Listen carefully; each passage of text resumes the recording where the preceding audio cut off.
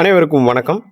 TNPSC group 4 group 2க்கான கலைச்சொல் இப்போ தமிழ் வளர்ச்சி கழகம் சார்பாக இந்த கலைச்சொல் புதுசாக ஒவ்வொரு மாதமும் பார்த்தீங்கன்னா ஒரு கூட்டத்தொடர் நடக்கும்.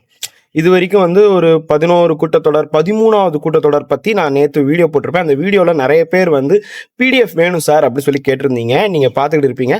ஒரு 47 கமெண்ட் வந்துருந்துச்சு. எல்லாருமே கலைச்சொல் பிடிஎஃப்னு கேட்டிருக்கீங்க.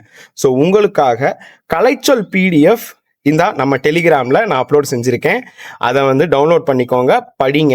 ஸோ அதை எப்படி டவுன்லோட் பண்ணுறது அப்படின்னு சொல்லி கேட்டால், இப்போ இது ஷார்ட்ஸில் லிங்க் ஒர்க் ஆகாது.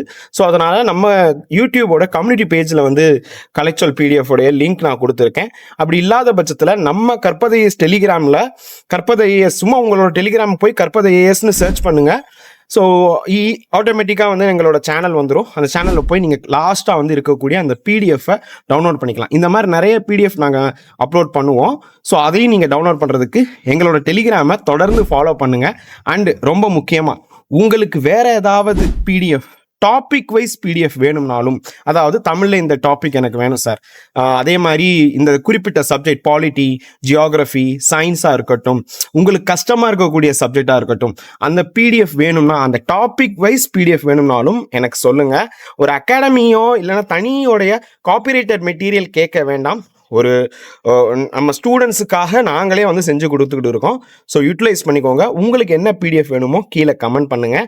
ஆல்ரெடி கேட்ட பிடிஎஃப்பை டவுன்லோட் பண்ணிக்கோங்க. கற்பதை ஏஎஸ் யூடியூபையும் கற்பதை ஏஎஸ் டெலிகிராமையும் சப்ஸ்கிரைப் பண்ணிக்கோங்க. ஜெய்ஹிந்த்.